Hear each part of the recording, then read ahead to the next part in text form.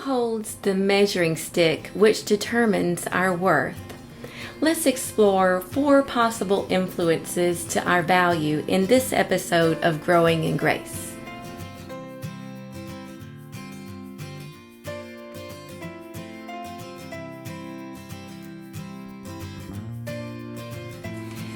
Let's first look at self. There are several dangers with assigning ourselves as the determinant of our own value. We may not always have an accurate perception of our own worth. We might make a judgment about our self-worth based on a poor choice or even a season of poor choices. A better barometer of goodness would be to look at the entirety of one's life, not just a portion of it. If you're 30 years old, consider all 30 of your years to get a better assessment. High achievers often offer themselves little grace and are quick to interpret present failures as an accurate reflection of worthlessness. That's a false belief. Standards for self can be set so high that they are unattainable, resulting in failure, which only adds to the attack on self-worth. There is no way to avoid the experience of failure. Human beings are going to fail. We're not going to get it right every time. Instead of perceiving failure as a threat to esteem, failure can be viewed as a learning experience. It can also be tempting to allow others to hold the measuring stick for our self-worth. There are several dangers here too. Basing our worth on what we believe others think about us can put us at risk of becoming addicted to approval. Do you have a hard time saying a healthy no? Are you hypersensitive to rejection or loneliness? Do you worry what complete strangers might think about you? Then the measuring stick of your value may be in the hands of other people. Letting another person dictate our worth is giving them too much power. Romans 14:5 says, "Let everyone be fully persuaded in their own mind." Are you living life from your own convictions, or is life being directed by the fear of man, which Proverbs 29 says is a snare? Let's also consider circumstances.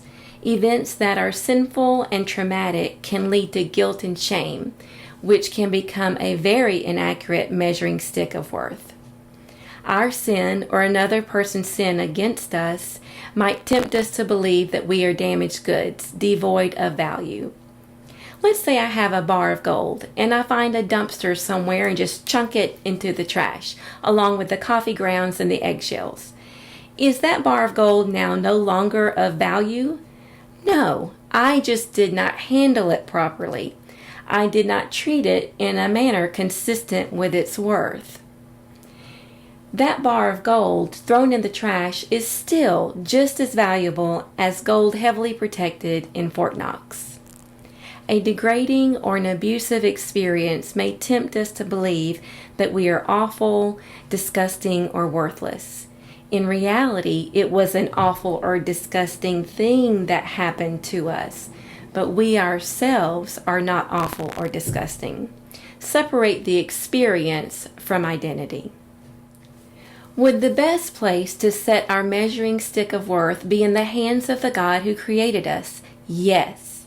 The potter determines the value of the works of art he makes from clay. In Genesis 1, the value God places on humanity was and still is very good. For the Christian, healthy self-worth is found by putting confidence in who God says we are. Let me encourage you to read chapters 1 and 2 from the book of Ephesians and underline everything that God says that you are. For those of us who have received Christ, all these realities are ours now. We're not going to be loved, chosen, united with Christ, and accepted. We already are.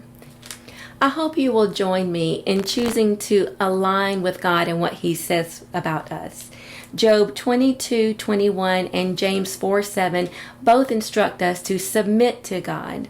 Job 22:21 says, "Agree with God and be at peace." We have peace about our worth when we agree with God. We can submit to God's assessment of our value even though we don't fully understand it.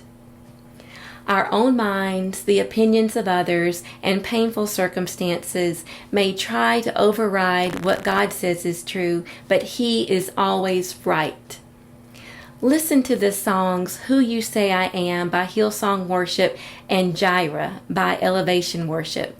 Reflect on the truths of the lyrics of those songs along with the scriptures from Ephesians 1 and 2 until the spiritual realities of your worth are fully settled in your soul. Let me leave you with one final scripture from Ephesians 4:7, which says, "Now grace was given to each one of us according to the measure of Christ's gift." Jesus is the best measuring stick for our worth. I bless you as you make any necessary adjustments to determining the measure of your worth, and I pray that you continue growing in grace.